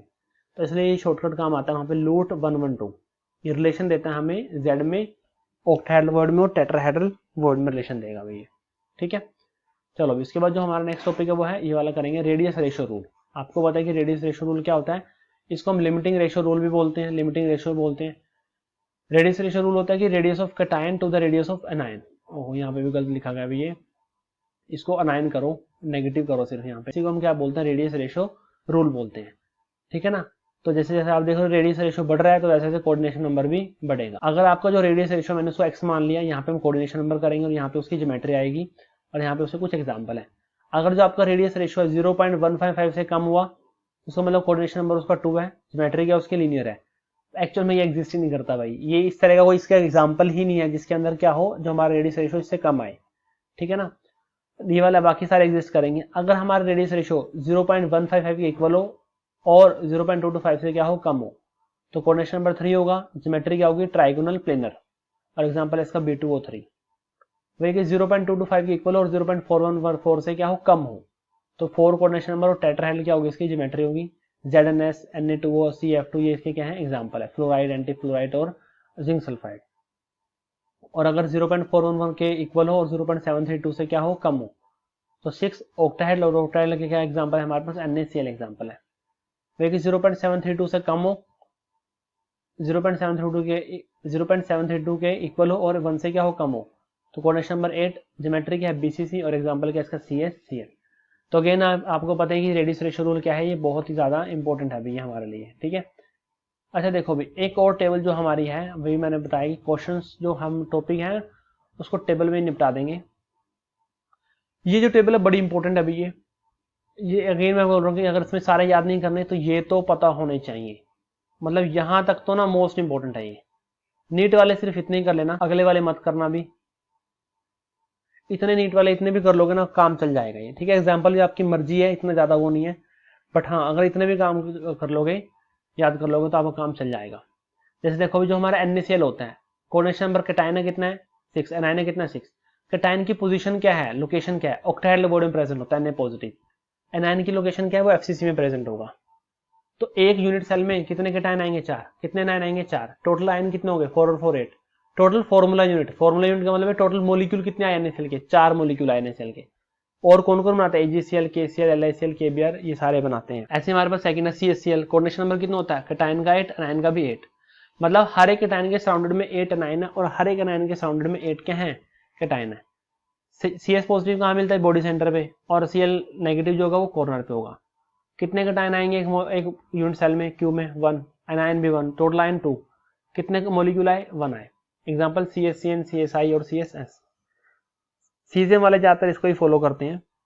फिर है CF2, इसको हम बोलते हैं फ्लोराइड स्ट्रक्चर। कैटायन का कोऑर्डिनेशन नंबर होता है 8, एनायन कितना होता है 4। इसका मतलब है कि हर एक कैटायन, हर एक कैल्शियम 2 पॉजिटिव के सराउंडेड में 8 F नेगेटिव है फ्लोराइड आयन, और F नेगेटिव का है 4। इसका मतलब है कि हर एक F नेगेटिव के सराउंडेड में 4 हमारे पास Ca2 पॉजिटिव है। कैटायन कहाँ प्रेजेंट होगा, FCC में प्रेजेंट होगा। एनायन कहाँ होगा, ऑल टेट्राहेड्रल वर्ड में प्रेजेंट होगा भी। तो ये नंबर ऑफ कैटायन कितना आएंगे 4, एनायन कितना आएंगे 8 आएंगे, टोटल आयन 12 हो गए। कितने मोलिक्यूल है 4, तो ये उसके क्या है एग्जाम्पल है। सेम ऐसे ही जाओगे, सबका सेम ही लिखा हुआ है Na2O के लिए, सभी पोजीशन लिखी हुई है साफ। जब जिंक सल्फाइड है, दो फॉर्म में एग्जिस्ट करता है, जिंक ब्लेंड में और जिंक वर्टसाइट में। जिंक ब्लेंड और जिंक वर्टसाइट दोनों में इतना ही फर्क होता है कि ब्लेंड तो मिलता है FCC में और वर्टसाइट मिलता है HCP में, इतना ही फर्क होता है बस। अगेन है कि SiO2 का एक बार देख लेना, और CaTiO2O3 ये थोड़ा सा इंपॉर्टेंट है, CaTiO3 और TiO2 हम बोलते हैं रुटाइल, इसको क्या बोलते हैं, रुटाइल बोलते हैं, ठीक है। अब कईयों की ना पोजीशन बिल्कुल हर बार फिक्स नहीं है। यहाँ पे ऑक्सीजन है जो उसको क्या करें, 2 सिलिकॉन उसको सराउंडेड करें, तो उसकी कोई पर्टिकुलर साइट नहीं है, ठीक है ना। तो बाकी उसके अकॉर्डिंग इसका कोऑर्डिनेशन नंबर ही है। तो भैया कि ये तो ऊपर वाले तो मोस्ट इंपोर्टेंट, नीचे वाले आपकी मर्जी है, आप याद करना चाहो याद कर लो, ठीक है। CaTiO3 के ऊपर मैंने क्वेश्चन देखा हुआ है, TiO2 के ऊपर भी एक बार देखा हुआ है, SiO2 मैंने लिख दिया, ठीक है, वो भी इंपॉर्टेंट है क्योंकि वो DCC बनाता है। तो ये हो गया भाई एग्जाम्पल, आपकी मर्जी है, मतलब ये लगा लो कि कुछ तो एग्जाम्पल याद होने चाहिए। ऊपर वालों के तो 4-5 तो एग्जाम्पल आपको पता ही होने चाहिए एटलीस्ट, नीचे वाले को तो अभी मैंने लिखे नहीं। ऊपर वाले तो इंपॉर्टेंट है इसलिए उनके एग्जाम्पल ही पता होने चाहिए। डायरेक्ट आता है कि बताओ ये उसका जो ये हमारे जैसे Na2 ऐसा, बताओ इसका कोऑर्डिनेशन नंबर क्या है, बताओ इसके अंदर जो पोजीशन है Na पॉजिटिव की या फिर S2 नेगेटिव की पोजीशन क्या है। एक बार क्वेश्चन देखा था मैंने एल्यूमिनियम ऑक्साइड के ऊपर भी, जो एल्यूमिनियम 3 पॉजिटिव है, इसकी पोजीशन होती है 2/3 of octahedral word, 2/3 of octahedral word में प्रेजेंट होगा, और O जो नेगेटिव है वो HCP में प्रेजेंट होगा। बस इतना याद कर लेना है इसके लिए, ठीक है। तो ये हमारी नेक्स्ट टेबल थी भाई। नेक्स्ट चलते हैं आगे, बड़ा इंपॉर्टेंट है ये वाला टॉपिक भाई, close packing in crystal. Close packing crystal का मतलब क्या है, हमें पता है कि भाई जो क्रिस्टल होते हैं उनकी क्या होती है, क्लोज पैकिंग होती है। अब देखो जो क्लोज पैकिंग होती है इसको मैंने पूरा एक तरह से बिल्कुल सिंपल वे में लिख दिया है। एक होती है हमारी 1D क्लोज पैकिंग, एक होती है हमारी 2D क्लोज पैकिंग, और एक होती है हमारी 3D क्लोज पैकिंग। 1D का कोऑर्डिनेशन नंबर 2 होता है, इसको हम ज्यादा बात नहीं करते। 1D का मतलब है कि इस तरह से जो होंगे वो एटम आयन इस तरह से अरेंज होंगे, ठीक है। 2D इंपॉर्टेंट है, 3D तो सबसे ज्यादा इंपॉर्टेंट है। 2D के अंदर क्या होता है, देखो 2D में दो तरह की आपकी पैकिंग होगी, एक square close packing in 2D और एक होगा hexagonal close packing in 2D। इसका कोऑर्डिनेशन नंबर 4 होता है और इसका जो पैकिंग फ्रैक्शन होता है वो 78% होता है। अब ये 2D का है, ये ध्यान रखना, ये 3D का नहीं है। ऐसे जो HCP होता है उसका कोऑर्डिनेशन नंबर 6 होता है। ये है जो हम बात करें 2D में बात करें, और जो उसकी एफिशिएंसी होती है 91% होती है, ठीक है। तो इसके ऊपर डायरेक्ट क्वेश्चन आया हुआ है एफिशिएंसी के ऊपर 2D में। जो 3D है, 3D फर्दर 3 टाइप का मिलेगा। एक 3D मिलेगा अगर वो स्क्वायर प्लेनर से बना हुआ है, स्क्वायर क्लोज पैकिंग से बना हुआ है, इससे जो 2D स्क्वायर क्लोज पैकिंग से बना हुआ है वो हमारा 3D, ठीक है। SCC उसका एग्जांपल है। और एक आएगा हमारा हेक्सागोनल से बना हुआ है, ये फर्दर 2 पार्ट में डिवाइड है, HCP और CCP। और एक जो अलग से होता है जो बॉडी सेंटर क्यूबिक होते हैं, BCC जिसको बोलते हैं। तो वही है कि SCC आपको पता है, कोऑर्डिनेशन नंबर 6, पैकिंग एफिशिएंसी कितनी होती है 52.4, और ये AA टाइप का मतलब है, AA टाइप बनाएगा। AA टाइप का मतलब क्या है कि सारे लेयर एक जैसे, एक के ऊपर एक ही होंगे, पार्टिकल जो लेयर आएंगे वो एक जैसे ही आएंगे। जो 2D हेक्सागोन क्लोज पैकिंग है वो दो टाइप की होती है, एक HCP होती है और एक हमारी क्या होती है CCP होती है। ये CCP को हम FCCB कंसीडर करते हैं, ठीक है ना। CCP का पार्टी एक तरह से FCC, CCP लगा लो कि हमारा मेन टॉपिक है, FCC उसका सब टॉपिक है। HCP coordination number 12 packing efficiency जो होती है 74%। इसमें AB टाइप की क्या होती है, क्लोज पैकिंग होती है। Magnesium, beryllium, zinc, molybdenum, vanadium, cadmium इसके एग्जांपल होते हैं। इसके ऊपर एक बार दो बार क्वेश्चन मैंने देखा हुआ, जो यूनिट सेल होता है ना, जब हमारा HCP होता है उसकी हाइट के ऊपर क्वेश्चन आया होता है, तो मैंने यही लिख दिया। जो हाइट होती है उसको 8/3 याद कर लो, या फिर आप a को पुट कर दो 2r, तो आपके पास ये आ जाएगा। और जो उसका वॉल्यूम होता है HCP का वो कितना होता है, 3√2a होता है। जो वॉल्यूम होता है HCP का कितना होता है, वो 3√2a, या फिर a को मैं 2r पुट करूंगा तो मेरा ये आ जाएगा वॉल्यूम। तो ये हाइट और वॉल्यूम HCP का याद कर लो, क्योंकि उसके ऊपर डायरेक्ट क्वेश्चन मैंने देखा है, डायरेक्ट पूछता है कि हाइट कितनी है, डायरेक्ट पूछता है वॉल्यूम कितना है, तो हमें वो याद होना चाहिए। अच्छा, फिर देखो अभी जो हमारा CCP है उसका कोऑर्डिनेशन नंबर 12 होता है। अगेन हमें पता है कि FCC का पैकिंग एफिशिएंसी इसकी 74% है। डिफरेंस क्या है, इसमें ABC टाइप की क्लोज पैकिंग होता है, मतलब पहले एक लेयर आएगी, फिर दूसरी डिफरेंट आएगी, तीसरी उसके डिफरेंट आएगी, फिर जो फोर्थ लेयर होगी ना वो फर्स्ट लेयर की जैसी होगी, ठीक है। एग्जाम्पल क्या है इसके, कॉपर, सिल्वर, गोल्ड, निकल, प्लेटिनम, आयरन, एल्यूमिनियम, या अगर कोई और भी एग्जाम्पल मिलते हैं आपको तो आपने इसके अंदर ऐड कर देने हैं। अच्छा, CCP की ना कंडीशन होती है कि रिपीटिशन नहीं होनी चाहिए। जैसे इसके अंदर देखो A B दो बार आ गया ना, तो मतलब ये CCP नहीं बना सकता भाई। CCP कंडीशन होती है कि रिपीटेशन नहीं होती उसके अंदर, ओके। अब देखो BCC ये बड़ा इंपॉर्टेंट है भाई, क्योंकि हमारे जो फर्स्ट जो ग्रुप के एलिमेंट है वो यही फॉर्म करते हैं। Lithium, sodium, potassium, rubidium, caesium और बेरियम, ये BCC बनाते हैं। BCC कोऑर्डिनेशन नंबर आपको पता है 8 होता है और उसके पैकिंग एफिशिएंसी कितना 68% होती है। इसमें इंपॉर्टेंट क्या है, इसमें इंपॉर्टेंट है इसके एग्जांपल। ऐसे आपसे पूछे कि बताओ कॉपर क्या बनाएगा, कॉपर बनाएगा FCC या CCP लिखा होगा। बताओ मैग्नीशियम क्या बनाएगा, मैग्नीशियम बनाएगा HCP। बताओ ग्रुप 1 क्या बनाएगा, ग्रुप 1 BCC बनाएगा। तो यही इसके अंदर क्या है, इंपॉर्टेंट पार्ट है भाई, ठीक है। तो पूरी की पूरी क्लोज पैकिंग आप देख रहे हो, मैंने एक सिंगल पेज के अंदर क्या कर दिया, उसको हमने कर दिया है। इस तरह से आपने क्या करना है, इसको याद करना है। अगेन अभी स्क्रीनशॉट लेने की क्या जरूरत है, जब आपको जो ये PDF है मैं सारी की सारी टेलीग्राम चैनल पे आपको वहाँ पे मिल जाएगी भाई, आप ठीक है ना। उसको प्रिंट आउट निकलाओ और उसको सही से आपने उसको डेली याद करना है। डेली आप उसको पढ़ोगे तो आपको वो याद हो जाएंगे, ओके। और भाई सब्सक्राइब करना मत भूलना भी यार। देखो भाई डिफेक्ट को भी ना मैंने एक ही पेज के अंदर पूरे को कंसाइज कर दिया है। आपको पता है कि डिफेक्ट हमारे 3 टाइप के होता है, पॉइंट डिफेक्ट, लाइन डिफेक्ट और प्लेन डिफेक्ट। जो पॉइंट ही हमारे सिलेबस में उसी को हम पढ़ते हैं। पॉइंट डिफेक्ट हमारे 3 टाइप के होते हैं, वैसे 4 के होते हैं। एक होता है हमारे स्टोकियोमेट्रिक डिफेक्ट, एक होता है नॉन स्टोकियोमेट्रिक डिफेक्ट और एक होता है इम्प्योरिटी। साथ में एक तरह का डिफेक्ट और होता है, इसको बोलते हैं इलेक्ट्रॉनिक डिफेक्ट, जो टेम्परेचर से पार्ट है, 4 पार्ट है इसके, stoichiometry, non stoichiometry, impurity and electronic. Stoichiometry में देखो भी जो हमारा एग्जांपल है Schottky defect, Frenkel defect, vacancy defect और इंटरस्टिशियल डिफेक्ट, 4 है। शॉर्टकी और फ्रैंकल बहुत ज्यादा इंपॉर्टेंट है, ये आपको पता है। वैकेंसी और इंटरस्टिशियल इतने ज्यादा इंपॉर्टेंट नहीं है। शॉर्टकी और फ्रैंकल आयन शो करते हैं, आयनिक कंपाउंड्स, और वैकेंसी और इंटरस्टिशियल आपके एटम शो करते हैं जो आपके न्यूट्रल होते हैं। ऐसे ही हमारा मेटल एक्सेस डिफेक्ट है, ठीक है। चलो पहले शॉर्टकी पढ़ते हैं।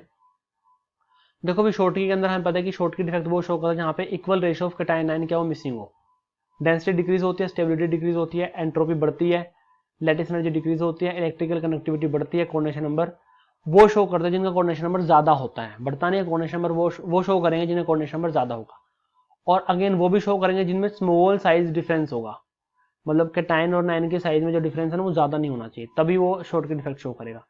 इंट्रिंसिक बोलते हैं, इंट्रिंसिक का मतलब है कि मैंने बाहर से कुछ भी ऐड नहीं किया, तो इंट्रिंसिक हो गया वो। NaCl, KCl, KBr, AgBr, CSL इसके क्या है एग्जाम्पल है। आप देख रहे हो इन सबका कोऑर्डिनेशन नंबर 6 या 6 से ज्यादा है। फिर फ्रैंकल, फ्रैंकल में आपको पता है कि डिसलोकेशन होता है, कि एक जो हमारा आयन है वो हमारी लैटिस साइड को छोड़ के इंटरस्टिशियल साइड पे चला जाता है। अब कई बच्चों से कंफ्यूजन होता है कि सर कैटायन जाएगा ना जाएगा, कोई भी जा सकता है, कोई भी जा सकता है, तो उससे फर्क नहीं पड़ता। आप देखो मैं नीचे लिखा हुआ AgCl के अंदर कैटायन जाता है और CaF2 के अंदर एनायन जाता है, जो छोटा होगा ना वही जाएगा। अगेन डेंसिटी सेम रहेगी क्योंकि लैटिस साइड को छोड़ के इंटरस्टिशियल पे गया है। स्टेबिलिटी डिक्रीज होगी, एंट्रोपी बढ़ेगी, इलेक्ट्रिकल कनेक्टिविटी बढ़ेगी, लैटिस एनर्जी क्या होगी यहाँ पे डिक्रीज होगी यहाँ पे, ठीक है ना। ये एप्सिलॉन है, ये हमारा डाइलेक्ट्रिक कांस्टेंट बढ़ता है, वो शो करता है जिनका कोऑर्डिनेशन नंबर कम होता है, और वो शो करता है जिनके जो जो कैटायन और नाइन का जो साइज डिफरेंस है वो क्या होना ज्यादा होना चाहिए। भाई अपनी लैटिस साइड को छोड़ के इंटरस्टिशियल साइड पे जा रहा है तो छोटा होगा तभी तो जाएगा ना, तो डिफरेंस ज्यादा होना चाहिए, ओके। ये भी इंट्रिंसिक है क्योंकि इसके अंदर भी बाहर से हमने कुछ भी ऐड नहीं किया, और ग्रुप 1 इसको शो नहीं करता क्योंकि ग्रुप 1 का साइज बड़ा होता है, इसलिए वो ये डिफेक्ट शो नहीं करता। AgCl, AgBr, AgI, ZnS, CF2 ये क्या इसके एग्जाम्पल हैं। वैकेंसी में आपको पता है कि अगर एटम मिस हो जाए तो वैकेंसी हो गया, डेंसिटी डिक्रीज होगी, एंट्रोपी बढ़ेगी, एनर्जी क्या है वो डिक्रीज होगी। इंटरस्टिशियल में कोई बाहर से कोई आ जाए इंटरस्टिशियल साइड पे तो डेंसिटी वहां से बढ़ती है, ये इंपॉर्टेंट है इसके अंदर। नॉन स्टोकियोमेट्री में देखो भी जो हमारा है मेटल एक्सेस डिफेक्ट, दो तरह का होता है वैसे ये, एक तो होता है हमारा मेटल एक्सेस और एक होता है मेटल डेफिशिएंसी। मेटल एक्सेस और मेटल डेफिशिएंसी, देखो मेटल एक्सेस का मतलब क्या है कि या तो कैटायन ज्यादा हो जाए, भाई मेटल का मतलब पॉजिटिव चार्ज से रिलेट करो, पॉजिटिव चार्ज कौन होता है जो कैटायन है हमारे। अब मेटल बढ़ाना है, मेटल बढ़ाने का मतलब है कि पॉजिटिव चार्ज को बढ़ाना है, तो या तो कैटायन को ही बढ़ा दो या फिर एनायन को क्या कर दो, एनायन को कम कर दो। सिंपल सी बात है, मान लो किसी के अंदर 10 पॉजिटिव चार्ज है 10 नेगेटिव चार्ज है, या तो पॉजिटिव चार्ज बढ़ा दो 11 कर दो, 11 10 हो जाएंगे, या फिर नेगेटिव कम कर दो 10 कैटायन हो जाएंगे 9 एनायन हो जाएंगे, तब भी बात सेम है। और अगर है कि मेटल डेफिशिएंसी, मेटल की कमी करनी है तो या तो एनायन को बढ़ा दो या कैटायन को क्या कर दो, कैटायन को कम कर दो। ठीक है ना भाई। अब आपको पता है कि एनायन वैकेंसी मतलब एनायन जाएगा उसकी जगह इलेक्ट्रॉन आएगा, बहुत ज्यादा इंपॉर्टेंट, इसको एफ सेंटर बोलते हैं। एफ सेंटर मतलब एफ का मतलब कार्बन, तो ये कलर शो करते हैं, तो इलेक्ट्रिकल कनेक्टिविटी बढ़ेगी, पैरामैग्नेटिक करेक्टर शो करेगा, कलर शो करेगा, डेंसिटी क्या होगी यहाँ पे डिक्रीज होगी। NaCl येलो कलर दिखाता है, KCl वॉयलेट कलर दिखाता है, LiCl पिंक कलर दिखाता है। NaCl का तो बड़ा इंपॉर्टेंट आता है, एग्जाम्पल भी आता है, येलो कलर दिखाता है। अगर एक्स्ट्रा कैटायन आ जाए, मतलब अगर हमारा जिंक एक्स्ट्रा आ जाए तो फिर क्या होगा, उसकी जो इंटरस्टिशियल साइड्स है उसके ऊपर इलेक्ट्रॉन आ जाएंगे, तो एक्स्ट्रा कैटायन अगर प्रेजेंट होगा तो डेंसिटी बढ़ेगी वहां पे। ZnO बहुत ज्यादा इंपॉर्टेंट एग्जांपल है इसका, जिंक ऑक्साइड बार बार पूछता है कि जिंक ऑक्साइड बताओ कौन सा डिफेक्ट शो करता है, तो वो मेटल एक्सेस के अंदर एक्स्ट्रा कैटायन डिफेक्ट शो करेगा।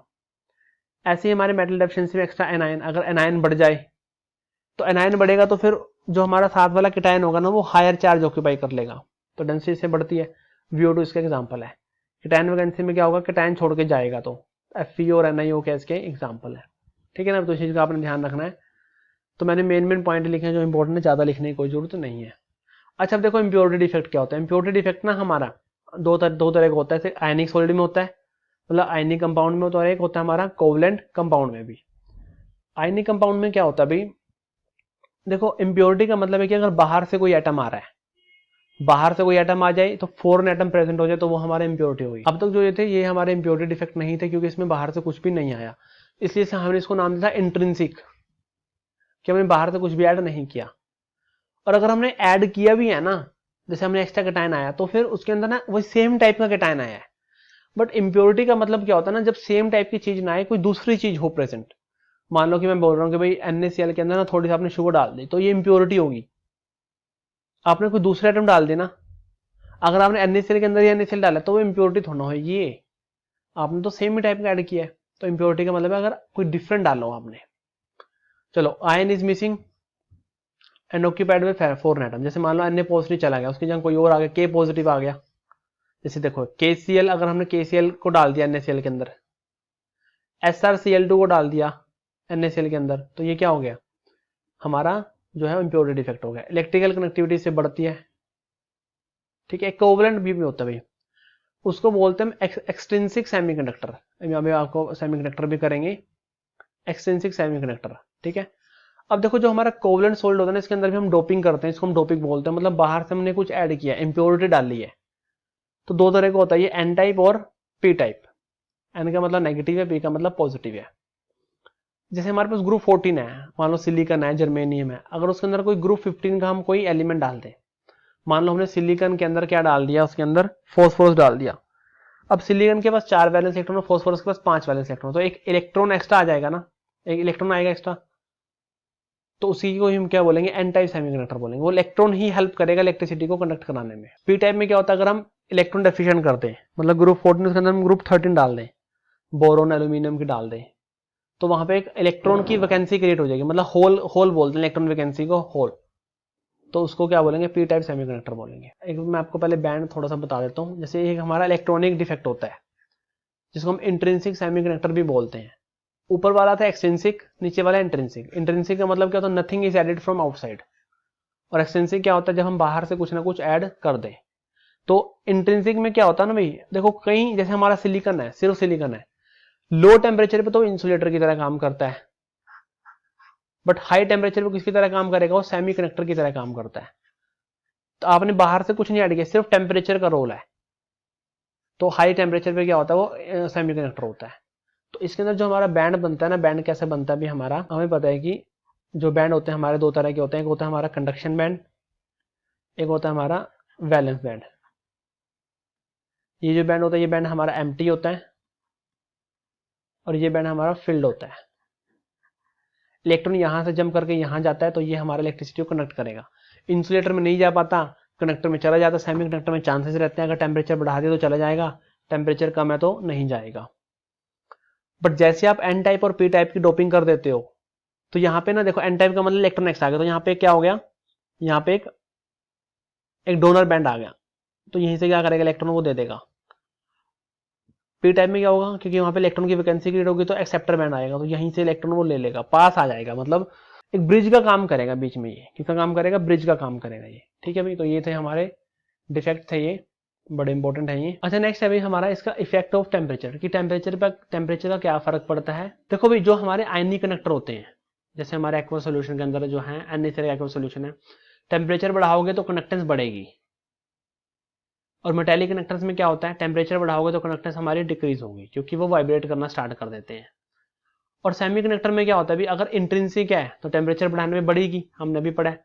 एक्सटेंसिक में ध्यान रखना है भी आपने, एन टाइप की तो क्या होगी, डिक्रीज होगी, और पी टाइप की बढ़ेगी टेम्परेचर बढ़ाने में। तो बहुत ही इंपॉर्टेंट टेबल है ये। आयनिक की बढ़ती है, मेटेलिक कम होती है, सेमी कंडक्टर में इंट्रिंसिक की बढ़ती है, एक्सटेंसिक में एन टाइप की कम होती है और पी टाइप की वो इंक्रीज होती है। तो सीधा सीधा अगर क्वेश्चन आया टेम्परेचर के ऊपर तो यहाँ पे आप आंसर कर सकते हो। ठीक है बात भी ये। चलो फिर नेक्स्ट देखो भी, जो हमारा नेक्स्ट टॉपिक है, अगेन जो ये वाला टॉपिक है हमारा स्पाइनल, लिख लेना नोट फॉर नीट एस्पिरेंट्स के लिए नहीं है अभी ये वाला जो टॉपिक है, क्योंकि स्पाइनल जो है वो और थोड़े वो जो मैंने देखे हैं जेई के पॉइंट ऑफ व्यू से ही देखे हैं, बाकी इतना सिंपल ही है, इसमें ज्यादा कुछ नहीं, मैं आपको समझाऊंगा तो आपको समझ आ जाएगा। स्पाइनल क्या होता है, स्पाइनल हमारे क्या होता है, मिक्स ऑक्साइड्स होते हैं। स्पाइनल क्या होते हैं, हमारे ऑक्साइड्स होते हैं। किस फॉर्म में होते हैं, Ab2O4 की फॉर्म में होते हैं। किसका फॉर्मूला क्या होता है, Ab2O4, या फिर A3O4 भी हो सकता है, जैसे Fe3O4। तो ये क्या होता है, ये हमारे स्पाइनल होते हैं। अगर कोई इस फॉर्मूले को ऑब्टेन कर रहा है ना, Ab2O4 या A3O4, मतलब वो स्पाइनल है। अब इसके अंदर होता क्या ना, ए का तो होता है 2 पॉजिटिव चार्ज, बी के ऊपर होता है 3 पॉजिटिव चार्ज, और ओ पे होता है 2 नेगेटिव चार्ज। अगर A3 है तो एक ओ पे तो होगा 2 पॉजिटिव और 2 ओ पे होगा 3 पॉजिटिव होगा। अब देखो, जो स्पाइनल होता है ना, ये भी हमारे दो तरह के होते हैं, एक होता है नॉर्मल स्पाइनल और एक होता है इनवर्स स्पाइनल। पहले एक बात समझो, इसके अंदर जो ये ओ है ना, ओ बनाता है सीसीपी। ओ क्या बनाएगा, ओ सीसीपी बनाएगा, मतलब सीसीपी पे प्रेजेंट होता है वो। सीसीपी प्रेजेंट होने का मतलब है कि इसके अंदर चार तो क्या होंगे, हमारा लेटिस होगा, मतलब सीसीपी में चार, तो इसका जेड हो गया। ऑक्टेट्राहेड्रल वर्ड कितने होंगे, वो भी चार होंगे। और टेट्राहेड्रल वर्ड कितने होंगे, वो हमारे 8 होंगे। टेट्राहेड्रल वर्ड कितने होंगे, वो हमारे 8 होंगे। तो जो हमारा ए पॉजिटिव है ना, वो टेट्राहेड्रल वर्ड में प्रेजेंट होता है, वो हमारा टेट्राहेड्रल वर्ड में। अब 8 में से एक ए पॉजिटिव तो एक ही है, 8 में से तो एक ही साइड प्रेजेंट होगा ना, तो 1/8 ऑफ टेट्राहेड्रल वर्ड आ गया। क्या आ गया, 1/8 ऑफ टेट्राहेड्रल वर्ड। समझ के करना, बड़ा इंपॉर्टेंट है अभी। जो B3 पॉजिटिव होता है ना, ये ऑक्टाहेड्रल वर्ड में प्रेजेंट होता है। अब कितने बी हैं, 2 बी हैं, तो कितने ऑक्टाहेड्रल वर्ड हैं, 4 हैं, तो 4 में से 2 में प्रेजेंट हो गया, तो मतलब हाफ ऑक्टाहेड्रल वर्ड में प्रेजेंट है। भाई 4 में से 2 पे प्रेजेंट है ना, तो हाफ हो गया ना वो। इनवर्स में पोजीशन थोड़ी सी इंटरचेंज हो जाती है। तो A2 पॉजिटिव क्या होगा, अब यहाँ पे ऑक्टाहेड्रल में होगा, अब 4 में से किसी एक ऑक्टाहेड्रल में होगा। ठीक है बात। ऐसे B3 पॉजिटिव ये भी एक ऑक्टाहेड्रल में होगा, तो भी 4 में से किसी एक ऑक्टाहेड्रल में होगा बी। और एक जो बी बचा वो टेट्राहेड्रल में होता है। ठीक है ना, तो टेट्राहेड्रल तो कितने 8 है, 8 में से एक भी प्रेजेंट होगा, तो ये हो गया हमारा इनवर्स। तो ये नॉर्मल इनवर्स की सिंपल सी बात याद रखनी है। एक चीज और ध्यान रखना, अगर कोई स्पाइनल के अंदर, वैसे तो हमें उसको पता बताया, हमें वो बताएगा कि वर्ड कहाँ कहाँ प्रेजेंट है, तभी हम बता सकते हैं कि वो हमारा नॉर्मल है, इनवर्स है। बट अगर उसके अंदर F3 पॉजिटिव आ जाता है तो श्योर है कि वो हमारा हमेशा और हमेशा इनवर्स स्पाइनल ही बनाएगा। अगर उसके अंदर Fe3 पॉजिटिव आ गया तो श्योर है, इसका मतलब वो हमारा जो है वो इनवर्स स्पाइनल ही क्या करेगा, वो फॉर्म करेगा भाई वो। ठीक है बात ये। चलो भाई देखो, जो हमारा नेक्स्ट टॉपिक है वो है मैग्नेटिक प्रॉपर्टीज ऑफ सॉलिड। अब देखो, जो सॉलिड है हमें पता है कि इसके अंदर क्या होता है, इलेक्ट्रॉन जो रिवॉल्व करता है, कोई भी अगर चार्ज पार्टिकल रिवॉल्व करेगा तो मैग्नेटिक मूवमेंट को जनरेट करेगा। अब मैग्नेटिक मूवमेंट दो तरह का होता है, एक होता है ऑर्बिटल मैग्नेटिक मूवमेंट और एक होता है स्पिन मैग्नेटिक मूवमेंट। अब देखो, जो इलेक्ट्रॉन है, इलेक्ट्रॉन हमें पता है कि ऑर्बिट के इलेक्ट्रॉन हमें पता है कि न्यूक्लियस के अराउंड भी रोटेट होगा और अपने ही एक्सिस पे भी रोटेट होगा। तो जब वो न्यूक्लियस के अराउंड में रोटेट होगा उसको बोलते हैं ऑर्बिटल, और अपने एक्सिस पे हो रहा था वो स्पिन मूवमेंट हो गया। ठीक है ना। तो ऑर्बिटल से बहुत कम आता है मैग्नेटिक मूवमेंट, उसको हम नेग्लेक्ट कर देते हैं। तो जो भी आता है स्पिन के हम कैलकुलेट करते हैं, स्पिन से ज्यादा आता है। और स्पिन का फॉर्मूला क्या है, n इंटू n plus two under root Bohr magneton. Bohr magneton इसकी यूनिट है। फॉर्मूला क्या, n इंटू n plus two under root. N क्या होते हैं, हमारे नंबर ऑफ अनपेड इलेक्ट्रॉन होते हैं। अब देखो भी जो हमारा है वो हमारा डायमैग्नेटिक भी होता है, पैरामैग्नेटिक भी होता है, फेरो भी होता है, फेरी भी होता है, एंटी फेरो भी होता है। ठीक है ना। डायमैग्नेटिक का मतलब क्या है कि भी सारे के सारे इलेक्ट्रॉन पेड होंगे, सारे के सारे इलेक्ट्रॉन क्या होंगे, पेड होंगे। और जब हम इसको एक्सटर्नल मैग्नेटिक फील्ड में रखेंगे तो ये क्या करेगा, रिपेल करेगा, वीकली रिपेल करेगा। मैग्नेटिक मोमेंट इसका जीरो होता है। और ये उसके इंपॉर्टेंट एग्जांपल है। मेन मैंने इसलिए लिखा है इसको, इसके एग्जांपल बड़े इंपॉर्टेंट है। बेंजीन के ऊपर क्वेश्चन आया हुआ था, डायमैग्नेटिक होते हैं बेंजीन भी, KCl ZrO2। मतलब जिसके पास अनपेड इलेक्ट्रॉन नहीं है ना तो डायमैग्नेटिक है। पैरामैग्नेटिक में क्या होता है, अनपेड इलेक्ट्रॉन होते हैं और वीकली अट्रैक्ट करता है ये मैग्नेटिक फील्ड को, एक्सटर्नल मैग्नेटिक फील्ड को वीकली अट्रैक्ट करेगा। तो जिसके पास अनपेड इलेक्ट्रॉन है तो वो पैरामैग्नेटिक है। O2 बहुत इंपॉर्टेंट है, पैरामैग्नेटिक गैस है अभी। O2 पैरामैग्नेटिक गैस, NO2 भी पैरामैग्नेटिक गैस है। NO2 लिखना चाहे NO2 लिखना, पैरामैग्नेटिक गैस है NO2। इसके पास भी एक और इलेक्ट्रॉन होता है। ठीक है ना। और जो ये हमारा है Fe3 बोल, जिसके पास और इलेक्ट्रॉन है वो क्या होगा, हमारा पैरामैग्नेटिक होगा। अभी ध्यान रखना, पैरामैग्नेटिक फेरो में भी यही है। फेरो के अंदर भी अनपेड इलेक्ट्रॉन होते हैं और ये स्ट्रांगली अट्रैक्ट करता है। बट ये क्या करता है, स्ट्रांगली अट्रैक्ट करता है एक्सटर्नल मैग्नेटिक फील्ड को। और उसके अंदर परमानेंट मैग्नेटिज्म होता है। परमानेंट का मैग्नेटिज्म का मतलब क्या है, आप ऐसा बोल सकते हो कि पैरामैग्नेटिक में टेम्परेरी मैग्नेटिज्म होता है। भी देखो, आपने एक पैरामैग्नेटिक सैंपल लिया, आपने उसको एक्सटर्नल मैग्नेटिक फील्ड में लिया, एक सब्सटेंस ने तो वीकली अट्रैक्ट किया, एक ने स्ट्रांगली अट्रैक्ट किया। जिसने वीकली अट्रैक्ट किया वो पैरामैग्नेटिक, जिसने स्ट्रांगली अट्रैक्ट किया वो फेरोमैग्नेटिक। आपने एक्सटर्नल मैग्नेटिक फील्ड को हटा दिया, अब पैरामैग्नेटिक हमारा न्यूट्रल हो चुका है, अब वो मैग्नेटिक प्रॉपर्टी शो नहीं करेगा। बट फेरोमैग्नेटिक अभी भी प्रॉपर्टी शो करेगा, इसलिए इसको बोलते हैं परमानेंट मैग्नेटिज्म। बात समझ आइए ना।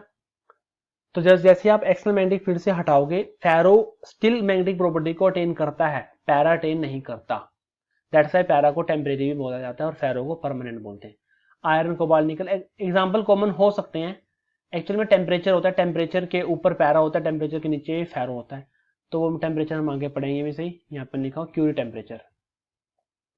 बड़ा इंपॉर्टेंट एग्जांपल है CrO2 और GD। इसके ऊपर क्वेश्चन आया हुआ है। CrO2 क्या होता है, फेरोमैग्नेटिक शो करता है भाई। ठीक है। चलो इसके बाद पहले फेरी करा देता हूँ। फेरी में पता क्या होता है भाई, जैसे हमें इसमें लग रहा है कि नंबर ऑफ अनपेड इलेक्ट्रॉन बहुत ज्यादा है तो ज्यादा मैग्नेटिक मूवमेंट होना चाहिए, बट एक्चुअली में कम करता है ये शो। क्या करता है, कम शो करता है ये शो। ठीक है।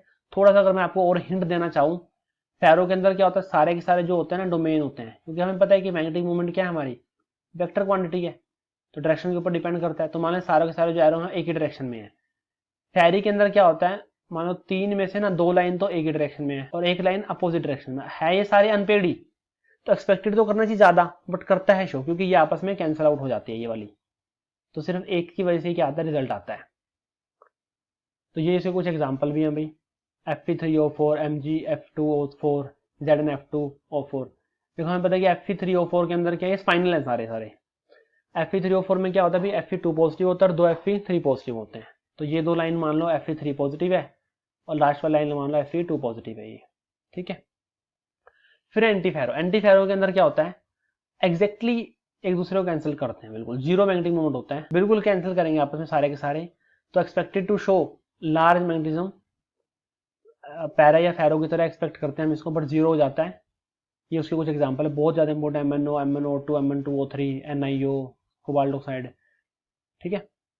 अच्छा, एक होता क्या है, जो हमारा फेरा और फेरी है ना, फेरो और फेरी, उसको हम पैरा में कन्वर्ट कर सकते हैं। मतलब उस टेम्परेचर से ऊपर फेरो और फेरी क्या बन जाएंगे, पैरा बन जाएंगे। उस टेम्परेचर को क्या बोलते हैं, क्यूरी टेम्परेचर बोलते हैं। और जब हमारा एंटी फेरो पैरा बनेगा तो उस टेम्परेचर को हम बोलते हैं नील टेम्परेचर। ठीक है ना। Temperature above which ferro and ferri convert into paramagnetic known as Curie temperature, and the temperature above which anti ferro convert into paramagnetic known as Neel temperature. Okay भाई। तो ये था हमारा मैग्नेटिज्म। एग्जांपल बड़ा important है, example को ही याद रखना है, एग्जांपल के ऊपर ही क्वेश्चन आता है। चलो भी नेक्स्ट जो हमारा टॉपिक है मिलर इंडिसेस। अगेन है कि नीट के पॉइंट ऑफ व्यू से नहीं है, नोट फॉर नीट। नीट में क्वेश्चन मैंने नहीं देखा, बट हाँ नीट वाले की ये नहीं कि करना नहीं, एक बार कर लेना भाई। KVPI के लिए इंपॉर्टेंट है, तो अगर नीट वाले स्टूडेंट KVPI एग्जाम दे रहे हैं तो उनके लिए तो इंपॉर्टेंट है ये। जेई में तो आता ही है खैर ये टॉपिक। मिलर इंडिसेस क्या होता है, देखो आपने पढ़ा ही होगा, क्योंकि यहाँ तो हम सिर्फ की नोट्स की बात कर रहे हैं, यहाँ पे हम शॉर्ट नोट्स की बात कर रहे हैं। ठीक है ना। किस तरह से आपने इसको लिखना है, मिलर HKL से रिप्रेजेंट कर दो, या फिर कई बुक्स में LMN भी होता है विदाउट कोमा लिखा जाता है, इसको कोमा नहीं होता इसके बीच में। मिलर इंडिसेस कैसे फाइंड करें? सबसे पहले इंटरसेप्ट निकालो अलोंग XYZ प्लेन, फिर उसका रेसिप्रोकल लो, और अगर कोई हमारा फ्रैक्शन में आया है तो उसको फ्रैक्शन क्या कर दो, रिमूव कर दो मल्टीप्लाई करके, विदाउट कोमा के लिखा जाता है। और अगर आप मिलर इंडिसेस को -1 से मल्टीप्लाई कर दोगे तो ड्राइंग जो प्लेन होगा वो सेम रहेगा, उसमें चेंज नहीं आएगा, ठीक है ना, क्योंकि जो मिलर इंडिसेस जैसे नेगेटिव है ना, नेगेटिव को नेगेटिव दिखाते हैं, उसके ऊपर बार दिखा देते हैं। ओके, अगर किन्हीं दो मिलर इंडिसेस के बीच में आपने एंगल निकालना हो, देखो मिलर इंडिसेस एक्चुअल में होता है कि ना, प्लेन का नेचर बताता है। कोई प्लेन है उसका क्या नेचर होगा, तो वो मिलर इंडिसेस बताएगा हमें। प्लेन को ड्रॉ करने के लिए क्या हमें जरूरत है, मिलर इंडिसेस की जरूरत है। तो हमें इसका एंगल निकालना है दो मिलर इंडिसेस प्लेन के बीच में, H1 H2 K1 K2 L1 L2, H1 का स्क्वायर K1 का स्क्वायर L1 का square under root, same H2 का स्क्वायर K2 का स्क्वायर L2 का स्क्वायर उसका अंडर रूट, ठीक है। अच्छा देखो भाई, ये बड़ी इंपॉर्टेंट है, इंटरसेप्ट जीरो हो सकता है, नहीं हो सकता। इंटरसेप्ट जीरो मतलब फिर तो इंटरसेप्ट ही नहीं हुआ ना। पॉजिटिव हो सकता है, नेगेटिव हो सकता है, फ्रैक्शन में हो सकता है, इन्फिनिट तक जा सकता है इंटरसेप्ट। कई ग्राफ ऐसे जो इन्फिनिट तक जाते हैं। मिलर इंडिसेस जीरो हो सकता है, पॉजिटिव हो सकता है, नेगेटिव हो सकता है, बट वो फ्रैक्शन में और इन्फिनिटी में नहीं हो सकता। इसके ऊपर भी क्वेश्चन आया हुआ है, आपसे पूछा क्या बताओ मिलर इंडिसेस हो सकता है, तो आपने उसके अकॉर्डिंग ही बताना है कि कौन क्या नहीं हो सकता।